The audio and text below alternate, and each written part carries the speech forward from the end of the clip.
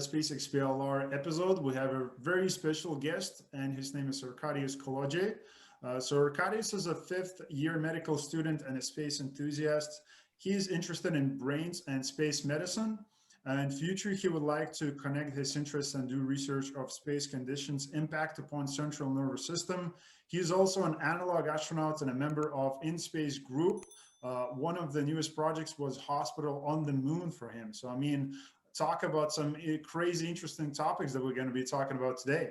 And of course, you should connect with Arkadiusz same ways as we did, and that's through Twitter or LinkedIn. And of course, both of those links are going to be included in the show notes, of course, with Innspace group, Instagram, and the rest of the social media. So Arkadiusz, for you personally, I want to say a big thank you for coming over today. Sure. Thank you for having me. Hi, guys. Yes. So that's no problem. Happy to have you on. And again, space is something that a lot of people are interested to. And again, you being the same, but, you know, talking about your personal background, because at the same time, you're a medical student. So how does that being, you know, because maybe there's a few medical students who are watching this episode or listening right now. So like, how did you go from that into the space exploration and, you know, working with these projects? Yeah, so my space interest is quite new also for me. Actually, I started a few months ago. You know, I think I was a little bored during lockdown, probably. And that was a coincidence because I saw that advertisement on the internet about analog space mission organized in Poland. So I thought to myself that, well, it sounds interesting and I have never done anything like that before, so why not? And I wasn't really interested, I hadn't been really interested in space medicine before because I didn't even think that something like that existed. And I think this is the problem for medical students in some countries, that they don't even know that they can do such interesting, amazing things like space medicine. And I find it really interesting. So I was a member of Bright One team during this analog space mission. And during the first one, I acted as a crew medical officer. And then I started to read more about medicine in space. And I got interested and I thought that maybe it would be a really nice thing to start reading more and knowing more and meeting new people and got involved in the topic. So, yeah. Okay, so can we talk again, because space medicine, I mean, what do we mean by that? Is it just a regular medicine as we have kind of, you know, on Earth right now? You know, we're talking about aspirin or what? So what type of space medicine are we talking about? And like, how is it going to look like? Well, there are actually which I find really interesting is that every specialty that we do on Earth in medicine can be transported to space. And for me, that made it even more interesting. For example, I have some specialties that I don't really like. I don't really find them interesting. But when I think about doing it in space, it started being really, really amazing. And well, space medicine focuses on taking care of astronauts in space, but not only that, because a lot of technology that was developed for space medicine primarily is being used on Earth right now. Not only in space medicine, but in whole space sector. Like, for example, people that were working at JPL, I think, Jet Propulsion Lab, scientists from that lab created some sort of system for describing images, probably for moon surface or something, but the same system was being used in MRI, so magnetic resonance imaging that we use right now, and due to that we can see all those things that are inside our bodies and save lives. So space medicine is not only about space and taking care of astronauts in space, but it can be also implemented on Earth. Okay, so that's very interesting. So again, talking about, you know, that at the same time, because, you know, if you are going to become, you know, an astronaut, and let's say there's a lot of people looking to become a commercial astronauts as well. And again, there's a completely different topic, and we have a completely different episode for that, how to become one. And there's, of course, different programs that you can become part of. So and there is very strict kind of guidelines for now. And one of those guidelines that are very strict, again, they're focused on personal health. So, if we're talking about the personal health and, those people who are astronauts, they have to take care of themselves and probably they go to some sort of training and probably nutrition and all of that before they go on flight. So let's say when they're going to be on the space station on ISS, what type of, problems when it comes to, is there some sort of diseases we're talking about, headaches, high blood pressure, and what type of medicine that would be applied to what type of problems? Right now on the ISS, we have normal drugs that we have here on Earth. So we can take care of some basic diseases, some basic struggles for astronauts in space. But what I look for is when we think about space exploration, we think about further exploration, not only on the ISS. Of course, we want to come back on the moon, we want to go to Mars and beyond. So then space medicine becomes even more important because we have to survive traveling there to Mars and beyond. So we have to take care of the astronauts. And there are a lot of theories, a lot of ideas on that. And this is what space medicine do, actually. For example, in that hospital on the moon that I had to design, it used some telemedicine devices and also robotic technology like Da Vinci surgical system that could be partly controlled from Earth. That would be really helpful for some accidents that could happen on the moon. Yeah, so space doctors and scientists are constantly working on the topic and thinking about ideas how to make it possible to explore space and be safe. Mm-hmm. Yeah. So again, you brought a great point, which is saying, it's not about just keeping people, let's say, healthy or helping them with some, health issues on ISS. It's about, creating a moon base and, colonizing Mars, and those issues will arise for the people who are going to work on building those colonies or moon bases. Some health issues, maybe headaches, maybe vomiting, whatever that might be, diarrhea. I don't know. Right. Sure, because if we want to really live on the other planet, on other celestial bodies, yep, it won't be like there will be only astronauts, so trained people, there will be probably also people that are not that trained for such explorations. So if you really want to live on the other planet, like with houses and stuff. So they will definitely need help. They will have probably some chronic diseases and stuff that had to be treated there. So, yeah. Got it. So can you talk about currently, let's say, existing some health issues that you're seeing? Because I know there's been a few astronauts, I think, I can remember the first name, I think it was Kelly, and there was a Russian astronaut that took 340 days on ISS. That was kind of the longest test, because again, that was a preparation for them to actually see if people can handle that type of, pressure, which of course is a lot of it is mentally, to stay like on a base for that long. But when they came back, they did a lot of kind of, testing on them and see how the body reacted to those things. So, but talking when you are on the station, let's say, like, what do you see from your personal research or information? What are the most kind of recurring problems that the astronauts have? So yeah, actually space conditions affect every system of the human body. For me, the most interesting one is about central nervous system, because, when you do not have that load bearing because of lack of gravity, all of the fluids in your body shift upward. And because of that, the pressure in your skull increases and you have hypertension there.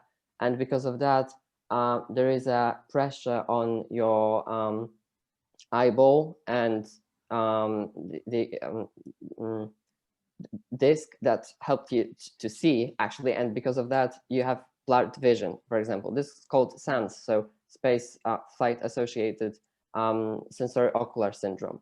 Another thing would be also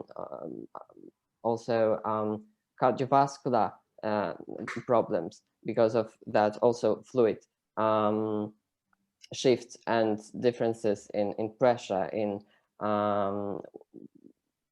working of like heart rate and stuff like that. Actually, the main problem, I think, is problem with bones and muscles. Because of the lack of the bearing, there is a demineralization of bone, which is kind of associated, which is kind of similar to osteoporosis that we face here on Earth, but it's not like the same 100%, but it's really similar because of lack of this pressure. There is a demineralization, and you have less calcium in your bones, so they're weaker, and the risk of fractures is increases. And this can be a risk for the astronauts, firstly, for the health, and for success of the mission also. So yeah, also problem with sensory motor vestibular system, which is kind of obvious because you don't really know where is the floor, where is the up and down directions in the ISS, because there's there's a microgravity. So this is also a problem and kind of a shock for astronauts during the first days.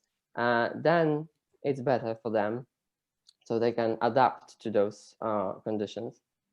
I think that the main things that space medicine focuses right now is those things that I mentioned. So bone demineralization, and we treat it with, we have some countermeasures that are exercise countermeasures. That's why astronauts exercise in the ISS. They have 3 devices: treadmill, CVs, and ARED devices that help them maintain body strength, bone and muscle strength.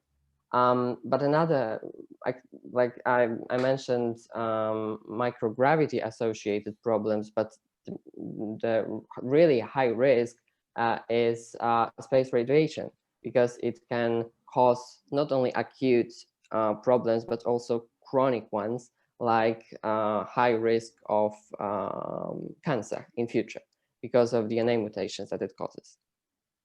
So those are the problems that we still have to do some research on that. That's why space medicine is working on that right now and all the time. Space radiation is also known to cause some problems in central nervous system, because it can break synapses and connections between neurons, and because of that, there was a research conducted on mice mostly, but it showed that they had some problems with memory, some cognitive functions, also motor functions were kind of changed. And yeah, so those are serious problems that may affect astronauts in space. Another thing that is really interesting for me, and I would like to one day get involved in this topic, is neuroplasticity. So changes in neurons that are due to space conditions. And there was one study, it was from a few months ago, I don't remember which one, but it was about neuroplasticity, and it showed that astronauts had, after spaceflight, they had increased mass in gray matter in basal ganglia, and increased white matter in cerebellum. So the structures that are responsible for movement and coordination. So it showed that actually brains of astronauts adapt to those conditions to help them be more like to control their movements in space. That was really interesting. And another thing that was appealing was that those changes persisted at least after 7 months after spaceflight. So it suggests that such changes may be forever.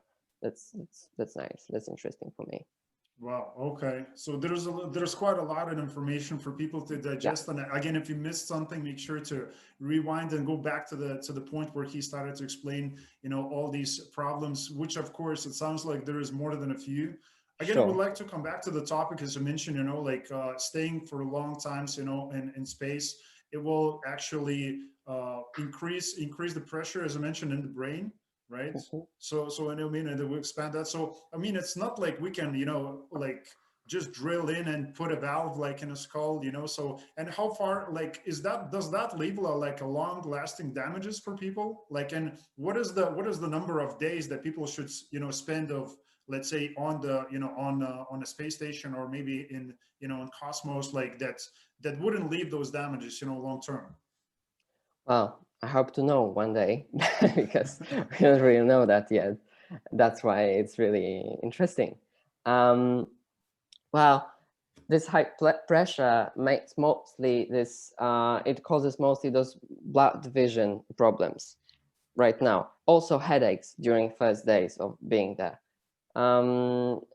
Well, it's not well known and we still have to learn, and that's why we should do more research on the topic in space. Got it. Okay. So what do you see? Because like in my head, look, I don't like, it sounds like, again, for those problems, of course, maybe we're talking about kind of, strengthening the bones and, keeping the muscle kind of density there at the same time, which of course the training could be there, and through the medicine that could be changed and tweaked a little bit. But there are some things, that you mentioned with the central nervous system, and like, I don't know if there would be a potential kind of ways to cure that.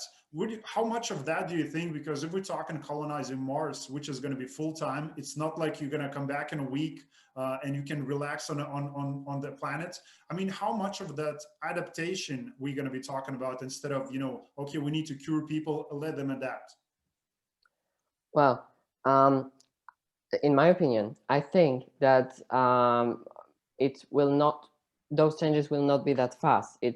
Our body adapts in time. So probably when this is science fiction, but I think when we colonized Mars and started living there for hundreds of years, babies, little Martians, would be probably way different than we are right now, because of different conditions, different gravity and stuff. We don't really know that. There was actually, for example, embryology and OBGYN also could be transported to space, and we should do research on fetus development in space, because we don't really know what would happen there. So that's also some area of research that I find interesting. About those adaptations, we do know some things, but it still remain quite a lot of questions that should be answered.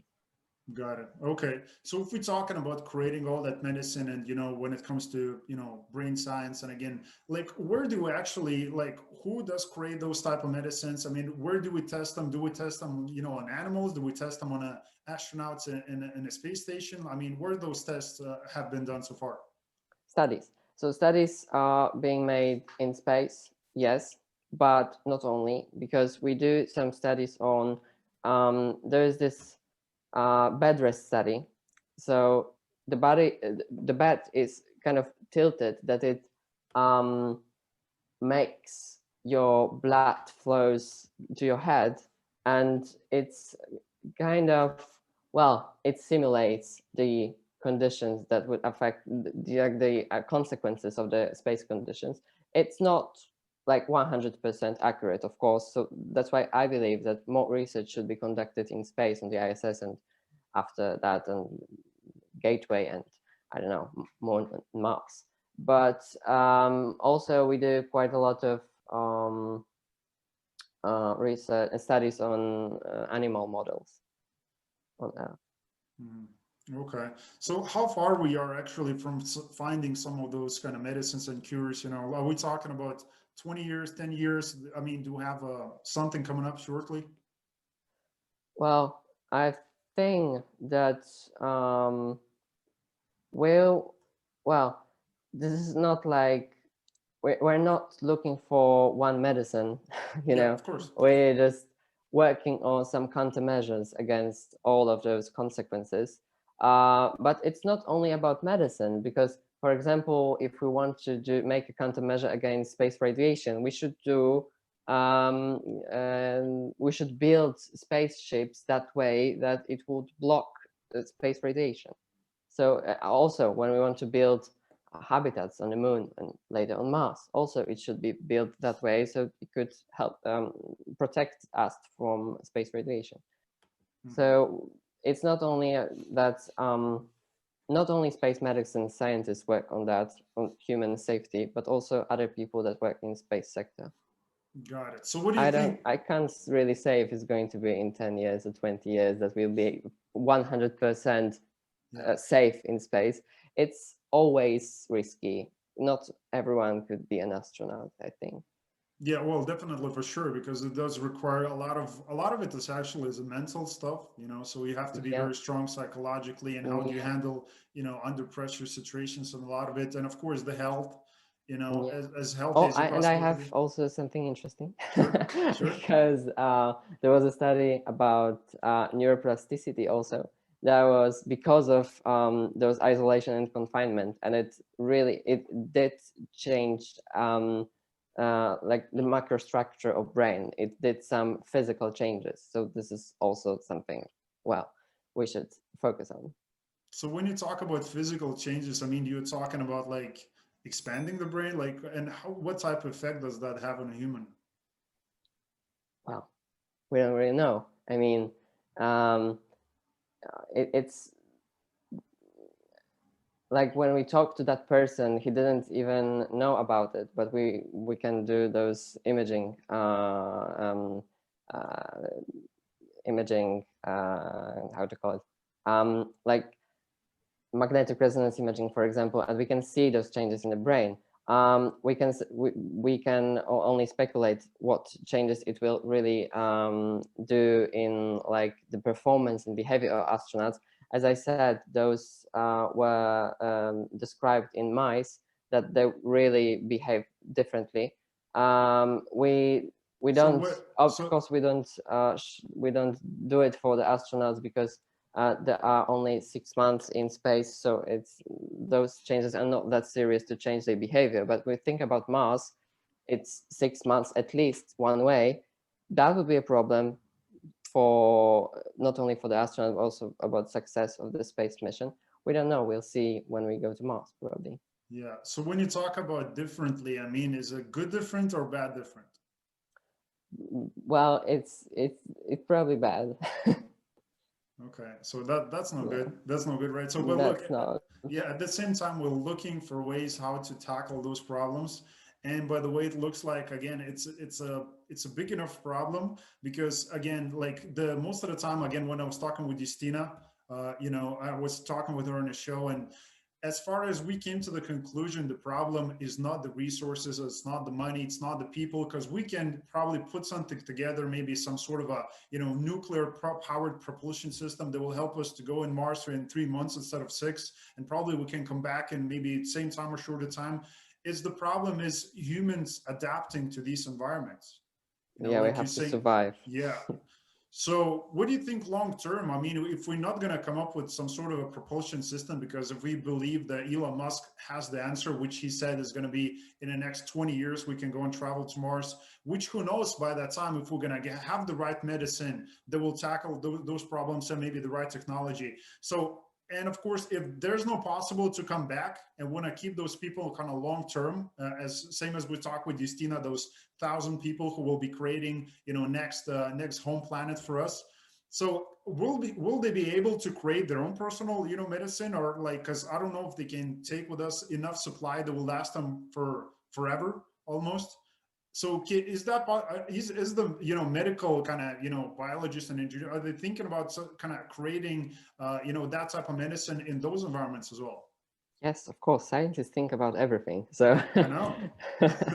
So yeah, there are some ideas about we had to use genetically modified organisms to make drugs in space. And I think it was tested already. And I mean, some sort of genetically modification it was tested in space. We're thinking about making it possible with help of bacteria, probably. And another thing would be, well, at the beginning, we had to take some sort of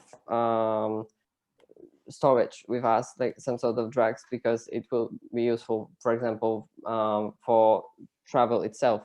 But later, yeah, it is possible. I also read an article about doing drugs in plants, like in salad, for example. So why not? Yeah, that would be a future, I think.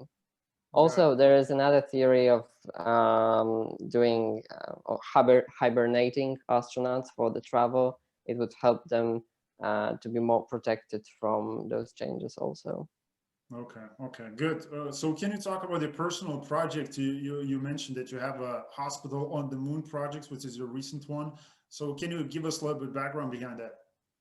Yeah, so we took part in the competition that was organized by Aldrin Family Foundation, and it's called Home on the Moon. But it was during this analog space mission, and we wanted to do that. We wanted to take part in this competition, but we wanted to kind of use all of our talents and interests. And well, I'm not an architect, so it was more reasonable to do something else. So we decided to do to create a hospital that is also a kind of science facility and a research facility. And yeah, so the hospital on the moon, it's called Aldrin Lunar Institute, and it uses a state-of-the-art equipment, robots. There is also that system is being used by NASA, R2, which is the shortcut. It's the same shortcut as in Star Wars movies.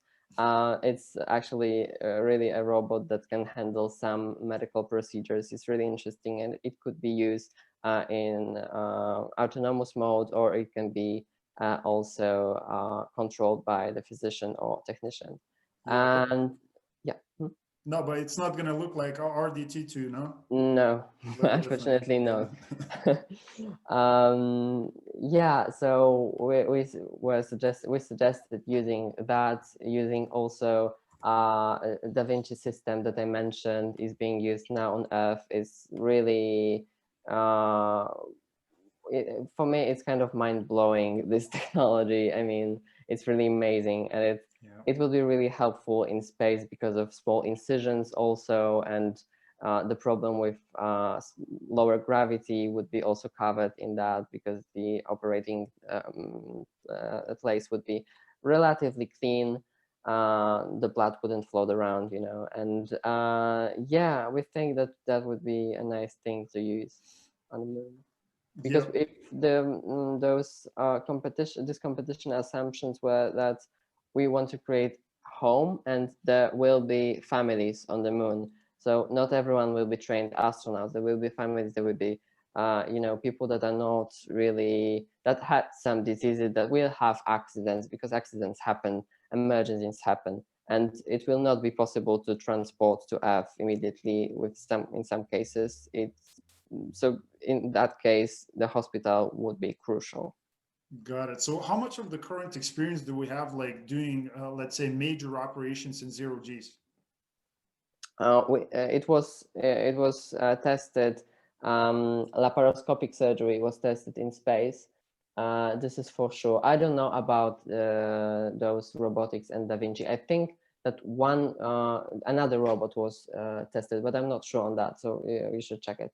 I do know for sure that laparoscopic surgery was made in space on animals, and it was well, it was done correctly. It worked. So yeah, it is possible. Okay. And again, for more information, you should go aldrinfoundation.org. Again, that's basically the website that Arkadiusz was talking about. So when you mention we, as far as I understand, you're talking about Innspace Group is the team. Yeah, exactly. Yeah. So again, who can be part of this? I mean, is just like everybody can go and kind of apply and see if so how does the process work with Aldrin Foundation? Can you explain for the people? Aldrin Foundation, yeah, you can just do it if you want it. You can just take part in the competition if you are interested in, you know, designing home on the moon. It is really nice because it was really creative. It was also new for me, and it was my first one of my first space projects, and I got involved because of that in many more. and it helped me doing stuff in space medicine. So yeah, that's really nice. Got it. And do you have any information? I mean, with the projects, because I know when I spoke with Justina, she has the PDF file, which is 21 pages. Of course, I download that. I'm almost halfway through that PDF, and it shows the Mars colonization, basically the process, the base, the system, the finances, the economics, everything's there. I mean, very detailed, laid out. So I definitely recommend for somebody who is watching or listening, go to Innspace. I think it's Innspace team. I can't remember the Instagram account, but of course it's going to be in the show notes. And you're going to find the link. Click on that, and you will be able to download that PDF for free. But what about this moon kind of base, hospital? Is there a project that you put up together for people to look at as well? Yeah, I presented this on Mars Society, a convention this year, and it will be the PDF will be probably also available to download from Mars Society convention website, but it's not yet. Got it. Okay. But the presentation itself can be watched on YouTube, so I recommend it. Here you go. We will include a link for that as well, so it's easy for you to find, guys. So again, if we're talking about the Moon Hospital, I mean, like, is the location, how much of a location matters on the Moon when it comes to building a hospital? Well, I think we did it on the place where the first landing was done, Apollo mission. Yeah. But actually, we were a team of I don't know, 7 people, something like that. I was responsible for the hospital itself. I didn't really know about the territory, about the location, how it affects. But you probably shouldn't do it on the surface that is not plain, because, well, it would be difficult to build there. Yeah. So it's good. Again, it's really great that you're part of the Innspace team. Again, you have great people just like yourself, Justina, and the rest of the group. And hopefully I can have some of the group on the show as well, so we can talk about, because I know you have architects, you have people who specify in law. Yeah, I love that everyone is from different fields. Yeah, because that's good, because a lot of it, again, when I'm thinking about hospital on the Moon, I'm thinking, again, one of the problems is radiation. So how would architects will look from their perspective to kind of maybe shield that hospital from that radiation and make sure that that radiation will not make an effect, of course, on people and on the technology that will help them to make, let's say, an operation, all these procedures. So we did a thick regolith layer of the hospital, but there are also other theories of building or doing architecture in space architecture.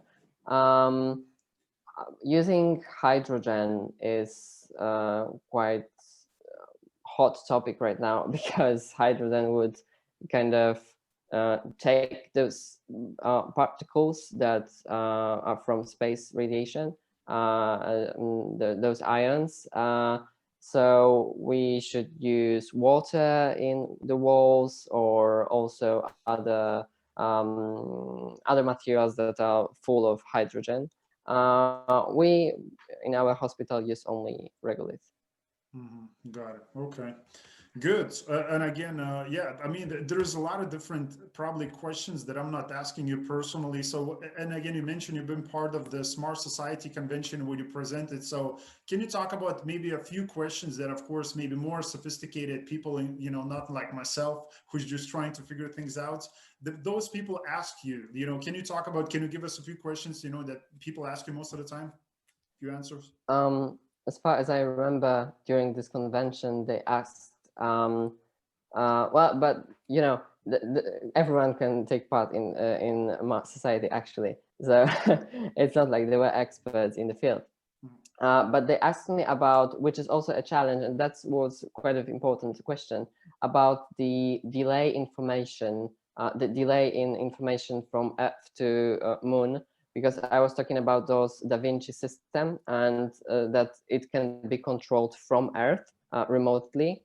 And this is, if we're talking about Moon, the delay will not be that important, because it will be a second, or maximum 2 seconds, but I think it will be second or something. So in case of some operations that are well known, that are kind of easy to perform, like appendectomy, for example, so removing the appendix, it's, well, I would say that a procedure is relatively easy, and the delay wouldn't be that problem because we do know what could happen. But in case of really complicated neurosurgeries, for example, it would be a problem. The delay of every millisecond would be a problem in case of big bleeding. So such mechanisms that we use there wouldn't be really helpful in case of Mars colony. But what I highlight every time, that if we want to colonize Moon or Mars, we have to have doctors on those celestial bodies. So also on the Moon, in our hospital, we had doctors that could take care of that there on site on the Moon. Okay, got it. So again, coming back to the Aldrin Family Foundation, I mean, when they talk about this product and about this project, and they want to get people involved, just like your team, like, do they have a schedule for that as well? I mean, how fast are we planning to? Because again, maybe, you know, going million miles away instead of going all the dimensions, you know, to the Mars and colonizing Mars. Maybe Moon is going to be kind of faster and quicker approach, and you know, it's easier to get done. So what type of time frame and timeline are we talking about for making this happen? I don't think they mentioned that actually, but I can, for example, we take part in another contest right now, and it's about creating a moon base also, and they want us to suggest technology that could be done in 10 years. That like we have to create a moon base that will have to be there in 10 years. So maybe that would be a timeline. Got it. It's always, you know, NASA and, you know, foundations like this one, that the problem is people don't give us the dates, you know? Yeah, I mean, it's Yeah. kind of fluid, you know. Yeah. If you hear Elon Musk, you want to do it in what, 2 years, and this is, wow. Yeah. This is Yeah. not possible. Yeah. Well, who knows? I mean, who knows? Well, yeah. Exactly, because look, what do you think is not possible? I mean, there's a lot of different things that we thought were not possible, and these things been done. And I think we are right now on the edge of, you know, again, having all the technology and great people just like yourself, and you're part of the team. And there's more people getting involved. There's a lot of people who are spending time, again, being a brain surgeons or different stuff they're doing with the, with medicine, and, you know, being part of the big conglomerates and big industries. They're making millions of dollars as professionals, but they will make a greater impact if they will be part of the projects just like this one. You know, so it's all about combining forces and getting more people involved, you know, because Yeah, I agree. everything is kind of there. So good. So again, for the people who are watching, what would you say, you know, like why somebody should get involved? Because like personally, yourself, you're a medical student. So if people are watching, there may be medical students involved into medicine, like, but they never came across this opportunity, just like yourself, you said about creating space medicine. Why somebody should be part of this as well? I think that you should know that medicine is not only treating like particular people on Earth. It can be also something really more meaningful, even if you want to kind of got involved in human exploration, which sounds amazing in itself, I think. You can do it as a doctor, because, for example, I didn't know that before, that biologists and medics can also be involved in space sector. I thought that it's only for engineers and developers and stuff. But it's not true, because space is science, and it's really important, because without science we couldn't do all of that we do. And I would suggest if you're interested in or you want to know more about space medicine, that will sound quite superficial, but you should have Twitter, because there are a lot of amazing people on Twitter that they have their accounts about space medicine and also science, and you can know more about all of those events that happen. because right now we are during COVID, we have to stay home, we do everything remotely, and this is really great opportunity for students because every event like space conferences happen online, and most of them are free to attend, so you can do it, you can learn a lot of interesting things there. Beautiful. Okay. So, and the question is for you being part of the Innspace. I mean, besides this Hospital on the Moon project, do you have anything else coming up as a group, or maybe as a person yourself, some future projects that you're looking forward to as well? Yeah, so as I mentioned, we are creating this moon base for another contest. So we do it as a team, but I also personally, I am preparing an experiment for a stratospheric balloon, which is also a really nice thing for students, I think, because it's relatively easy and not really expensive to conduct. And it's, well, near space, so interesting. And I want like to send in stratospheric balloon glioblastoma cells, which are cells of the neoplasm of central nervous system, and like to see how those stratospheric conditions will affect those cells, if they even survive, how they will differentiate, and yeah, those kind of scientific stuff. And this is interesting because part of those stratospheric conditions are known to be quite of similar to conditions that are on the Mars. So the things that we can see during those experiments could give us some insight about how Mars conditions would affect ourselves, for example. Mhm.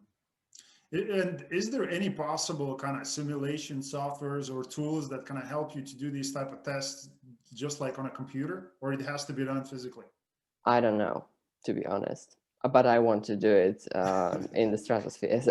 It's cooler. It's cooler. It's way It's cooler. way cooler. Yeah, exactly. Yeah, that's good. I love the answer.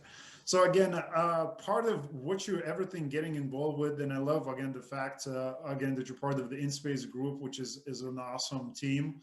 It So is awesome. it is an awesome team. I mean, you have a loads of great people involved with that, and I mean, you're getting involved with different projects for Mars colonization. Again, moon base on Mars and moon base on the moon and the hospital on the moon.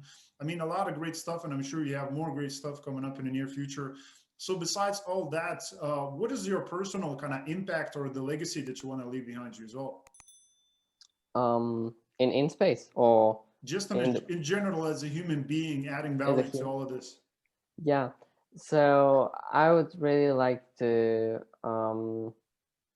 contribute to human space exploration somehow in a scientific way, because I'd love to work in science in future. Um, I will, as well, one of my interests is, as I mentioned, central nervous system. So I would probably like to do some research on that in space and connect to those interests of neurobiology, psychiatry, also neurosurgery, and maybe do it in space. That would be awesome. Yeah, yeah. Awesome, awesome. So I'm sure those things will be coming up for you in the near future because I mean, it sounds like, by the way, when I spoke with some people on a podcast and they talked about kind of making those commercial, orbital flights, which I think that before it was spoke, the criteria is going to get lowered. That threshold is going to be lowered for the people to travel to the orbit. So that's good news for a lot of people, including yourself. So you can go and do these testings and make sure that we can move forward with medicine and everything involved with the technology with that. So that is awesome. So again, guys and girls who are watching or listening to this episode, I want to ask you if you share this with a friend of yours. And of course, in a best case scenario, if that person is involved into medicine field, maybe medical student, anything with that, anything to do with medicine, make sure to pass this episode along to your friends. And let's see if we can make some connections happen. Maybe Arkadiusz can get in contact with these people, and it doesn't matter where the people are. That don't have to be Poland, don't have to be Ireland, could be from anywhere, because it's all about making those connections happen. So again, Arkadiusz, for you personally, I want to say big thank you again today for coming over and sharing your personal journey and things that you're working on, again, right now and for the future. I really appreciate you coming on today. Thank you. Thank you guys for watching. Thank you. So again, guys and girls, make sure to pass this episode along. And as always, I'll see you next time. And don't forget, keep exploring.